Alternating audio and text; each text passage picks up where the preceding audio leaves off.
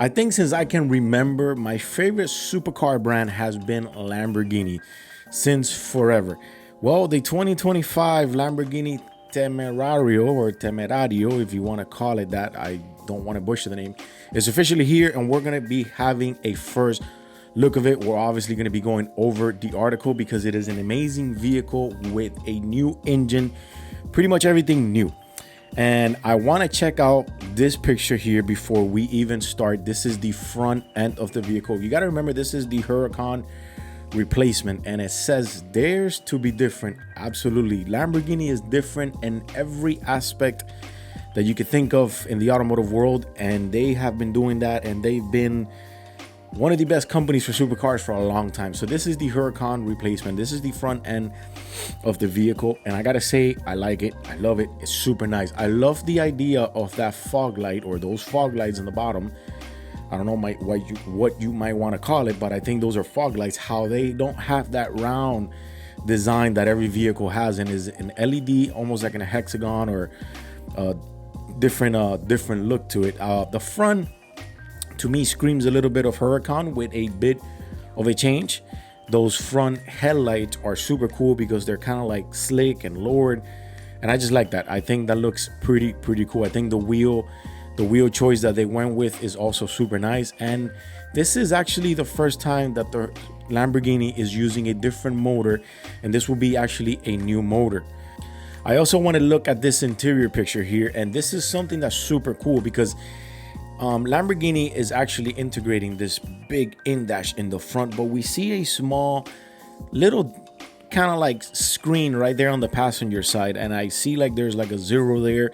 So I don't know if that's actually going to tell you the miles per hour, but the interior looks to be very simple, very slick, and very simple, to be honest. You got your big cluster in the front, but I like the whole front dash. That's pretty cool. So let's get into the article, and we're gonna see and hear about all the specs that the vehicle has. So the article says all it needs on those inlets and outlets to both feed a new twin turbo plug-in hybrid 4.0 liter V8 powertrain, which was reported back a while ago when it was rumored, and we finally got it. So far the supercar, but here's where things get wild. The V8, the first in the Lamborghini sports car since the company discontinued the Haupa in 1988, spins at 10,000 RPMs, makes 789 horsepower from 9,000 to 9,750 RPMs. It has 516 feet-pounds of torque from 4,000 to 7,000 RPMs, helping it achieve those numbers in a thin flux electric motor sandwiched between the 8 and the engine and the 8-speed dual clutch transmission. So we know it has a dual clutch 8-speed transmission. We saw this technology also in the Porsche, the hybrid 911, where you get this flux electrical motor kind of in between the engine and the transmission, giving you that extra power, providing 148 horsepower and 221 feet-pounds of torque. It's joined by 2 other electrical motor Lamborghini hasn't elaborated on yet, but we're confident that they'll be fitted in the front axle as they are in the Revuelto Lamborghini model.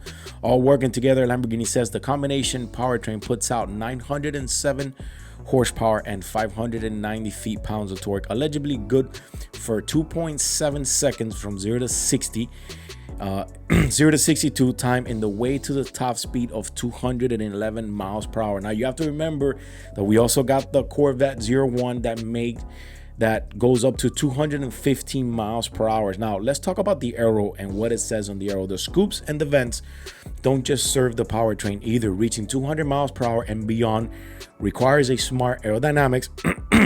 So the Temerario has plenty of such tricks up its sleeve. The biggest are the vortex generators and diffusers under the car, but others include the S-ducts around the headlight. That's actually pretty cool.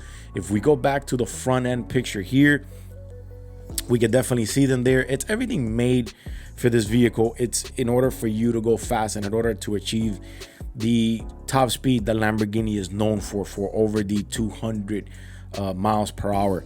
Around the headlights, flow through daytime running lights, a roof shape Designed to channel the air to the center of the car and the rear wing, and vents at the rear wing's leading edge to direct air over the end, Lamborghini boasts of 118% better aerodynamics efficient than the Huracan Evo.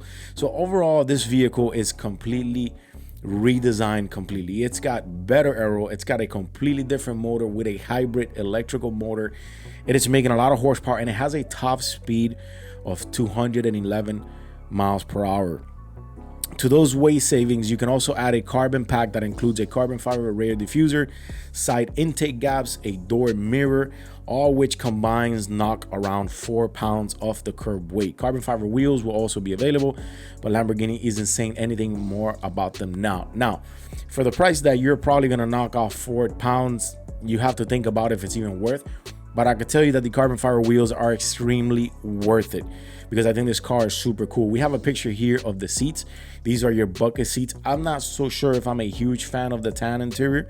I would love to see what people actually think about that tan interior. We also have the black interior here. This one, I like it more. You have the black with the red stitching, so that actually looks pretty cool. If we go to the back of the vehicle here, and this is the back picture of the vehicle here, those back lights or that back end kind of tells me a little bit like Bugatti. Kind of gives me a little Bugatti quick win there, but it looks super cool. I have to say that Lamborghini obviously dares to be different, and they definitely did it. Now we can look at these bucket seats here in black. This is more my style. This is definitely what I would like. We can see some comfortable bolsters here on the side.